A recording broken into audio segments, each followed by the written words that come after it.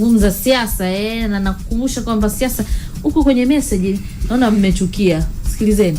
Hizi ni siasa na haya mambo tunazungumza ni mambo ya kawaida tu. Msipaniki. Sawa Steven Pasco. Sawa. Chadema wako sahihi kabisa, haihitaji degree kuwaelewa kwa sababu wanaouawa na kufunguliwa kesi zao za uongo nyakati za chaguzi ni ndugu zetu jamani. Sasa nani anayefurahi kuona haya yanahusishwa na mabunduki? Asante pia kwa Ibrahim Madulo. Nimekuona wako wengi. Nimekuona kumbe ni Steven pamoja na Faisal. Anazungumza kuhusu mambo ya watu waliokamatwa na vitu vingine kama hivyo. Asanteni. Wako wengi waendelea kufuatana na sisi. Asanteni sana kwa jumbe zenu.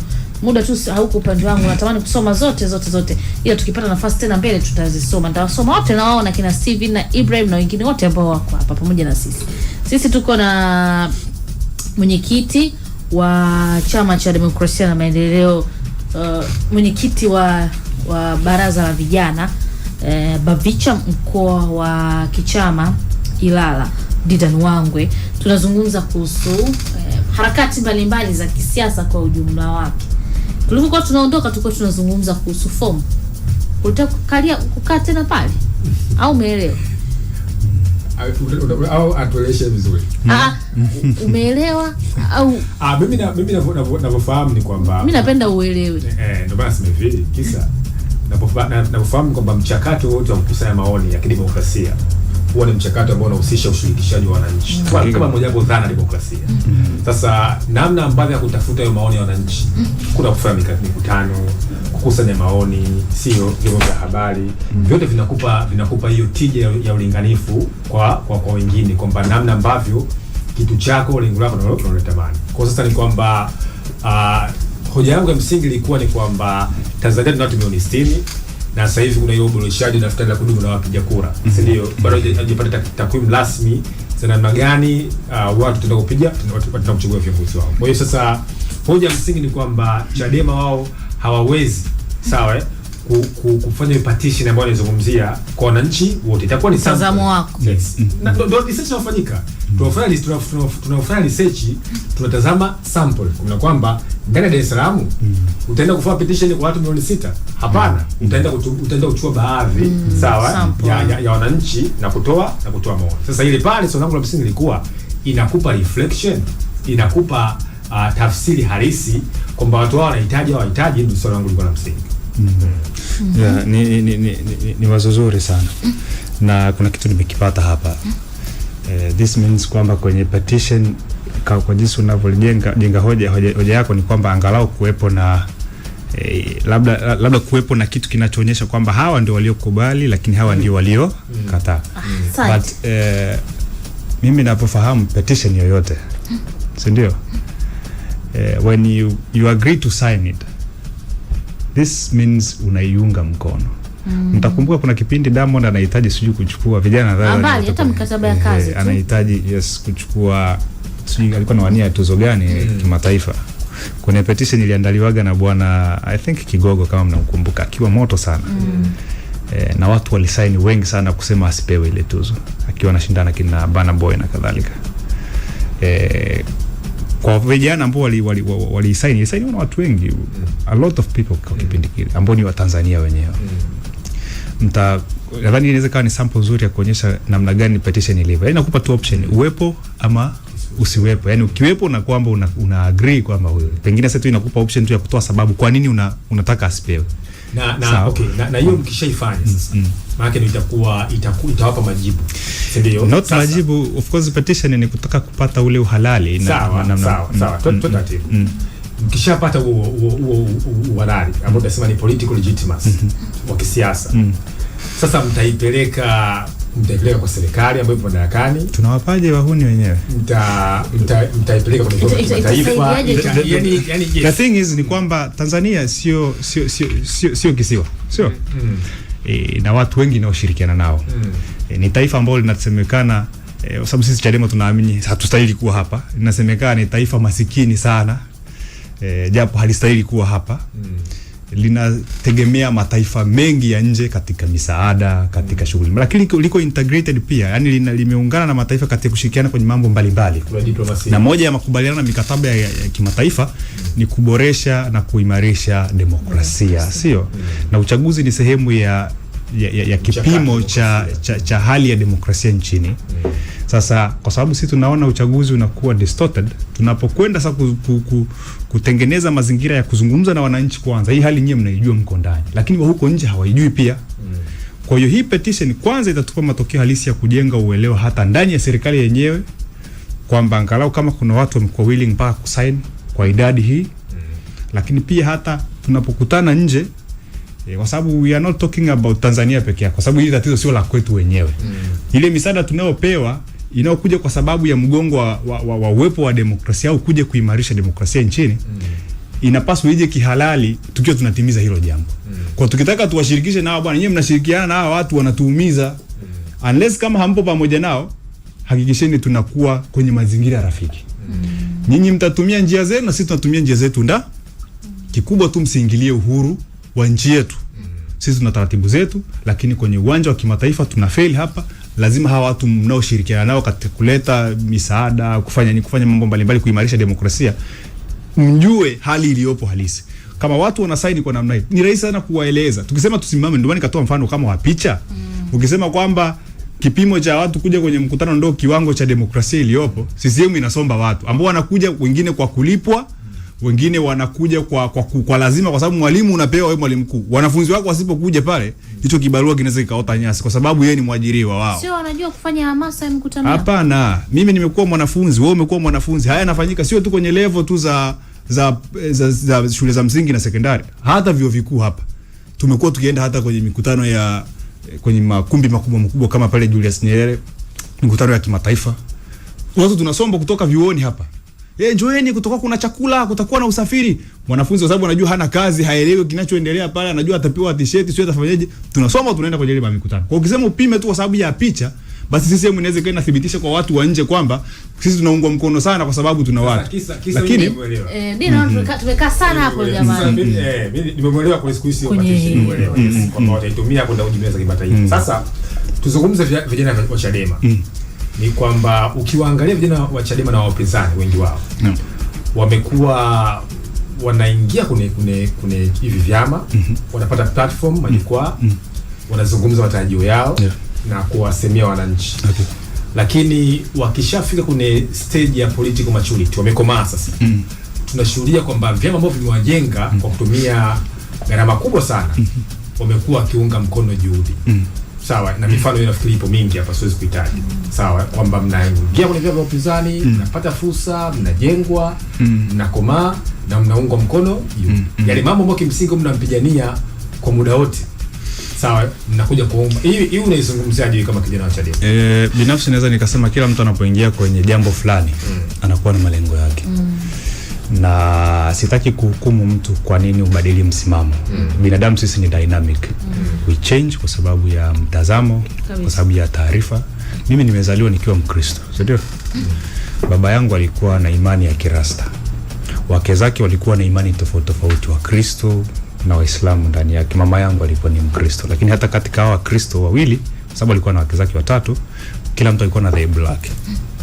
Lakini kwa sababu ni mzee aliyeamini katika misingi ya kidemokrasia, yeye alitujenga hivyo kwamba tuheshimiane kwenye mawazo yetu, as long as hatumuumizi mtu, hatufanyi jambo ambalo linaenda kinyume na sheria ya kawaida, natural law ya dunia na sheria zetu za nchi.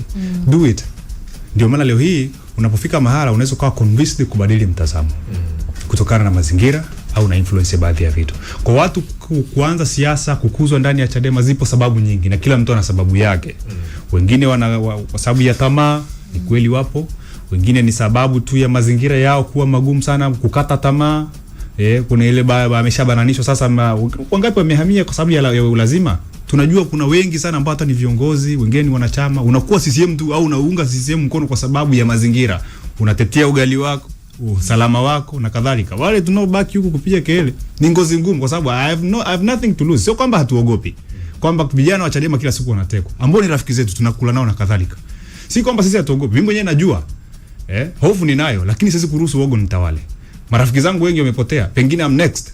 Lakini kitu ambacho mimi ninachokizungumza ni kwamba I'm not here to live forever. Nitafanya kile kilicho sahihi kwangu. Kwa watu kuhama kuna sababu mbalimbali. Pengine hata mimi kuna siku wataniotea. Najua wakinitega pengine na watanipiga nitalia sana, lakini what I can tell them, yote anayefanya hichi huwezi ukaruhusu uoga, yani ile hofu unayojaribu kuitia kwetu haiwezi ikaturuhusu tukawa waoga. Hofu kila binadamu anayo, lakini uoga hauwezi ukatuzuia kufanya mambo sahihi. Kwa hiyo kuna watu wanahama kwa taratibu mbalimbali, ikiwemo uoga, kukata tamaa, lakini pia kila mtu ana malengo yake, kubadilisha mtazamo. Inawezekana leo alikuwa anaamini katika demokrasia, mwisho wa siku anaamini pengine wale wanafanya kitu sahihi akaenda. So I don't want to talk about them, lakini kila mtu ana njia zake. Mimi naamini binafsi kwamba kitu sahihi ni lazima kitendwe, hata kama ni kigumu kwa namna gani. That's what I believe. Umetoa ufafanuzi mzuri sana, na hiki pia kinaungwa mkono na Ibrahim. Anasema hawa watangazaji sio CCM wala nini. Kuna watu walikuwa shatupa vyama huko, lakini nilichogundua wanahitaji sana kuibalance story, kwa maana nyingine kusaidia wananchi wengi kuelewa no reforms, no election. Akasema tuendelee, na mimi ndio hichi tunachokifanya, kwamba hii ni watu wanasikia mambo, pengine watu hawaelewi na mambo mengine kama haya. Na hichi nilichokuwa nakiuliza kuhusu utafiti ni miongoni mwa maswali yaliyoulizwa na mhariri wa gazeti la Nipashe, Salome Kitomari. Aliuliza pia kwa mwenyekiti wa chama kwenye mkutano ambao alifanya na wahariri. Alikuwa anatamani kujua kama tafiti zimefanyika za kina, lakini angalau umetuelewesha, tumeendelea kuelewa. Sawa. Kwenye kipindi hiki uandikishaji wa kujiandikisha kwa ajili ya kupiga kura unaendelea katika maeneo mbalimbali. Sijaona Chadema wakihamasisha watu kujiandikisha. Na si bahati mbaya. Kwa nini? Mimi naamini katika unajua tunapozungumzia reforms, yani tunapozungumzia kuwepo na mabadiliko katika mifumo yetu ya uendeshaji wa nchi, ikiwemo mifumo ya uendeshaji wa chaguzi zetu. Hatulengi tu chaguzi, unajua. Tunatamani sheria, taratibu ziboreshwe, angalau hata mwananchi ambaye ni mlipa kodi alipe kodi akiwa kwa namna mazingira ambayo ni fair. Wafanya biashara watakuwa wananielewa, wana mazingira magumu sana. Tunatarajia kwamba angalau hata polisi, sheria zitakapobadilishwa na taratibu ziwekwe nzuri, wasiue watu kwenye chaguzi zetu na kadhalika, kwa sababu ya sheria zinazowapa mianya. Sasa hivi tunaona kuna wale wa maafisa wa usalama wa taifa saizi hawashtakiwi. Kwa hiyo hii inajenga jamii ya watu wadumavu au wavivu wa kushughulikia kutafuta kufanya uchunguzi na kuchukua hatua watu wawajibishwe kisheria. Wanakuwa wanaona kwa sababu tu kuna kosa limefanyika, wakikuhisi au kama unahusika watakuchukua, watakupeleka wanapojua wao, kwa sababu wanajua hata wakivunja sheria kwa namna gani hawatashtakiwa. Kwa hiyo sasa hivi wananchi, tunaposema reforms hata katika uandikishaji huu, tunajua kati ya vitu ambavyo vinapaswa kufanywa reforms kubwa, mabadiliko makubwa, ni hili daftari la kudumu. Daftari hili kwa mfano, nitakupa mfano. Tangu tumeanza kusajili watu kielektroniki mpaka leo. Hivi kwa mfano leo mimi nimefariki. Kesho kutwa labda mwaka huu kuna uchaguzi, nilijiandikisha 2015. Hivi ndani waulize tu hata wale wahusika watu. Wale hivi ndani ya wao wanatambua vipi kwamba mimi nimefariki? Sipaswi kuendelea kuwa kwenye data, niondolewe kwa sababu sitapiga kura na kadhalika. Pengine kitambulisho changu kipo na kadhalika. Tumejikuta kuna daftari ambalo hata kama hata uboreshaji wake hauakisi kile tulichonacho mtaani. Na bado wakija kutangaza kwamba mwaka huu 2025 tumeandikisha watu kadhaa, watanitaja na mimi ambaye nimo kwenye data. Kwa sababu mimi sijatoa taarifa kwamba nilishafariki, au kuna ndugu zangu wataenda kutoa taarifa kwamba mimi bana humo simo, msinihesabu. Si ndio? Huyu hayupo, watanihesabu. Kwa hiyo ndio maana tunasema kati ya vitu ambavyo tunahitaji fanyiwe boresho ni kati ya ni utaratibu wa uandikishaji. Ili tu tunahakikisha tunakuwa tuna data sahihi, lakini pia uandikishaji usifanyike mara mbili ndani ya miaka mitano. Of course ni moja mara moja. Watu wanatimiza miaka 18 kwa mwaka, watu kama wangapi nchini? Vijana kila siku. Leo kuna mwingine ametimiza miaka 18. Kesho kuna mwingine atatimiza. Kwa nini usajili au uandikishaji usifanyike regularly? Kuna vituo maalum. Leo nimetimiza miaka yangu 18 na kwenda kujiandikisha, napata kitambulisho. Uchaguzi ukija, tunafanya tu toto ile ya kufanya faini na kujua kwamba tuna watu wangapi. Kwa nini uache mpaka miaka 5 ipite ndio uje kuandikisha watu? Je, watu ambao yani unafanya zoezi kuwa gumu, lakini pia kuhakikisha kulifanya linatumia rasilimali fedha nyingi, na bahati mbaya hata wale wanaofariki hamjatengeneza mifumo ya kuweza kucoordinate kuanzia hata kwenye daftari letu NIDA, yani haiingiliani masuala hata ya taarifa zetu za vifo na kuzaliwa. Na NIDA na nini zinaingiliana? Like seriously? Yes. Ni kwa nini kama vinaingiliana? Ni kwa nini tuwe na NIDA na tuwe na kitambulisho cha mpiga kura? Kupiga kura ni kwa ajili ya kwa sababu NIDA ili uipate si mpaka utimize miaka 18. Ndio. Kitambulisho cha mpiga kura si mpaka ufikishe miaka 18. Sasa kwa nini tusiwe na kitambulisho kimoja ambacho mimi nikisha kuwa nacho nitaruhusiwa kwenda kupiga kura, nikitaka sijui kufanya nini sinatambulika, kwa sababu vigezo vya kuwa na kitambulisho cha mpiga kura ndio vigezo vile pia vya kuwa na NIDA. Kwa nini mlichokuwa mnapendekeza kitambulisho cha kupiga kura kisiwe? No. Kinaweza kikawepo kwa utaratibu kama ni ngumu sana kutofautisha, sio? Kwa sababu sijui sababu, sipasi kupata sababu za msingi kwa nini tunakuwa tuna vitambulisho rundo. Mimi nakwenda benki, wallet imejaa vitambulisho, benki cha shule, switch nini. Lakini ukiangalia vyote kama kazi yake ni mifumo isomane. Kwa sababu ikisomana, kwa mfano kama taarifa za watu kwenye daftari la wapiga kura, ikisomana hata na taarifa za masuala ya hospitali, vifo, kwa sababu tunasajili bwana, wewe ukifa si unasajiliwa. Kama umefariki, hospitali imethibitisha kwa kuna mfumo ambao unasomeka hata huku kwenye daftari, wajue kwamba bwana huyu bwana mtu ameshakuwa eliminated, muondoe na kadhalika, ili tusiwe na mrundikano wa taarifa ambazo sio sahihi. Ndio maana tukishakuwa na watu ambao hawapo, wengine wameshaenda wamepata uraia wa mataifa mengine, wameshafariki, hayo majina ndio yanapata watu wasipokwenda kupiga kura, yanatumika yanatoa mianya ya watu kupeleka kura feki, kwa sababu si wanaangalia data na watu wangapi waliopiga kura ni wangapi, mbona ni wachache, lakini waliojisajili si ni hao. Ndio maana wanatengeza mazingira ya kupeleka makura feki. Polisi wetu tunaona wanakamatwa na maboksi ya kura, mabegi ambao wanaenda kudumkiza feki, kwa sababu kuna data inaonyesha kuna watu kadhaa. Kwa watu kiweka kura feki watazihesabu tu, kwa sababu mfumo tayari umeshafanyaje, na hata ule mfumo umewekwa gizani sana. Sisi kama vyama vya siasa au wadau wa uchaguzi na hatupewi ile nafasi au access ya kujua kwamba mwaka huu umewasajili watu wangapi.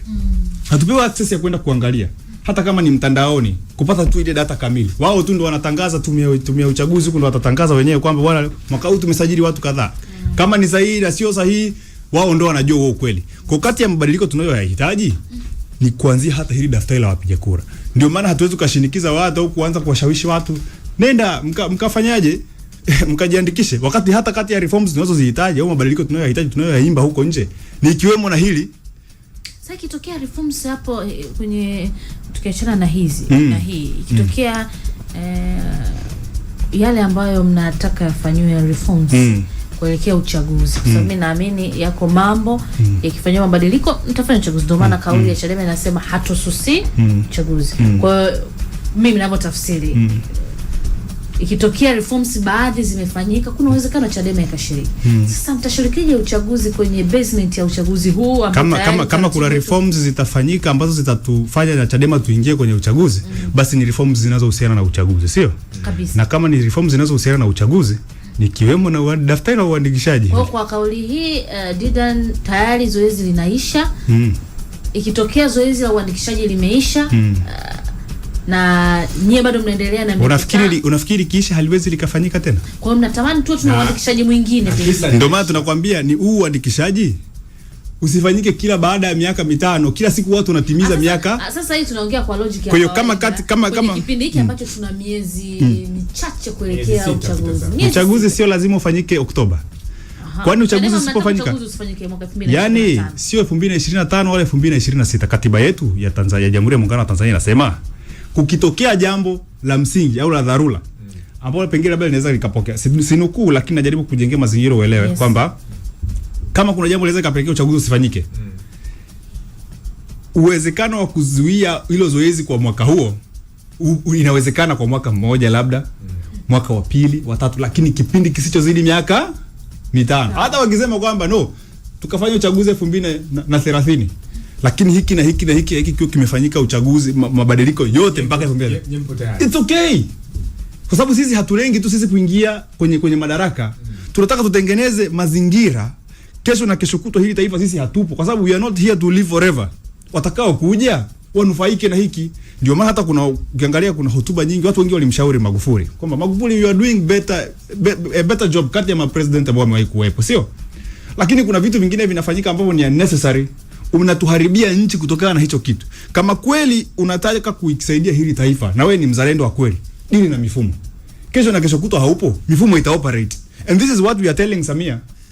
Mheshimiwa Samia, kama nataka kweli kujenga hili taifa na CCM inataka kujenga hili taifa, itujengee misingi ambayo kesho na kesho kutwa hata CCM ikitoka madarakani, iwe ni kwa nguvu, iwe ni kwa demokrasia kwenye box la kura, iwe na uhakika wa kurejea hata madarakani kama itakuwa na watu sahihi na itakuwa imekuja na sera sahihi. Sisi tunaelewana. Kwa hiyo sisi tunapolalamikia mifumo, hatutaki kwamba sisi ndio tunufaike tu tuende. Kwa sababu maboresho yanaweza yakafanyika na Chadema isishinde uchaguzi. Wale isishinde serikali. That is possible. Mimi siamini kwamba Chadema ndio tuna watu sahihi sana. Na kuna hoja zinajengwa mlikuwa mnashinda huko nyuma kwa mfumo huu. Ndio tunazungumzia utashi. Sasa kwa nini nishinde kwa kutumia nguvu sana wakati taratibu zipo? Wabunge wangapi ambao wametangazwa kwa fujo sana, kwa vurugu? Mimi nadhani ni kati ya vijana ambao tumeshiriki mapema kwenye masuala ya vituo vya wapiga kura mapema kama mawakala na kadhalika, kwa muda mrefu au kwa mapema sana. Madiwani wetu, wabunge wetu, ili utangazwe lazima uwe umejiandaa huko. Lazima uwe na vurugu, lazima ulete shida. Na ndio maana ukiangalia chaguzi zetu, polisi hawaishi kwenye vituo, magari hawashawasha, kwa sababu wanajua nini? Mwisho wa siku hawa watu wataleta shida ili watangazwe, si ndio? Kwa wanajiandaa kutudhibiti. Kwa hiyo mimi nafikiri tukiweka mfumo mzuri, there is no need kuona watu wamesimama na mabunduki kwenye chaguzi zetu. Si umeelewa? Kwa hiyo mifumo ikiwa bora, mifumo ikiwa rafiki, lazima tutafika. Na hatuwezi kuenda kwenye chaguzi ambazo tunaenda kuua watu wetu, wananchi wetu wanakamatwa, watu wetu wanaumia. Kwa lazima tuwe na mabadiliko ya dhati. Kura ya wananchi wa kawaida iheshimike, ili tunapopata viongozi sahihi watakuja kufanya kazi kwa ajili ya watu, tofauti na sasa ambao wanafanya kwa ajili ya serikali badala ya watu. Hata mbunge unakuta leo hii anaimba mapambio na kati anawakilisha wananchi, kwa sababu anajua mimi lazima niwe na mfumo vizuri wa serikali, kwenye kura za maoni nipitishwe kwa sababu kauli inatoka juu, nitangazwe kwa nguvu kwa sababu nitaomba backup ya serikali, itanipa vyombo vyake vya dola na kadhalika. Kwa hata kura ya mwananchi hawezi kukuheshimu, hawezi kuja kwako hata kama una shida kiasi gani, huna maji, huna nini, he doesn't care, kwa sababu anajua bado atashinda. Lakini tukiwa na mfumo ambao utaruhusu kura ziamue, hawa watu watatusikiliza, kwa sababu wanajua usipofanya kitu tunachokihitaji au tunachokitarajia, tutawaondoa kwenye box la kura. Jamani, tumekuwa na mjadala mrefu. Saa 2:32 imekwaje tumefika hapa? Asante. Nimekuona Liza, nimekuona Ibrahim Adolo, nimekuona Napoleon Mloe. Asanteni. Uzuri huko kwenye ukurasa, mkiingia YouTube unaweza nayo ukaingia. Uzuri sisi tuna mjadala wetu na YouTube na wenyewe wana mjadala ndani ya mjadala wetu hapa YouTube. Kwa hiyo wewe utachagua usikilize wetu au usikilize huko na wewe unaendeleza mjadala wetu. Lakini nawaona kina Ibrahim Madulo na wengine wengi katika ukurasa wa YouTube East Africa Radio mkiendeleza na nyie mjadala wenu, lakini uzuri mnazungumza kama kile ambacho tunakizungumza hapa. Ulikuwa wakati mzuri sana kwa na wewe. Nashukuru sana. Naamini tumezungumza mengi. Asanteni sana ambao mmefuatana na sisi. Ni Didan Wangwe, mwenyekiti Bavicha mkoa wa Kichama Ilala. Tumezungumza mengi eti. Basi ndio mtazamo wake. Mtazamo wa Didan, si ndio? Hakika. Na yale ambayo nilisema mtazamo wangu wa kwangu na wa mchungu nani wa kwake. Sawa? Sisi tumefurahi na hii ni Super Breakfast. Tutarudi, bado tuna mambo mengi. Asante, tunarudi. Yo, what's up everybody? It's your girl She-King Tana. Nasikiliza East Africa Radio. You know what it is. Yo, what it do everybody? You already know it's your boy Solomon Strags over here. Nasikiliza East Africa Radio. Keep it locked. Bow. Oi, kibao finance mtoto baba, mtu na fikra zangu all the way from M&B music. Unasikiliza East Africa Radio. Ustoke.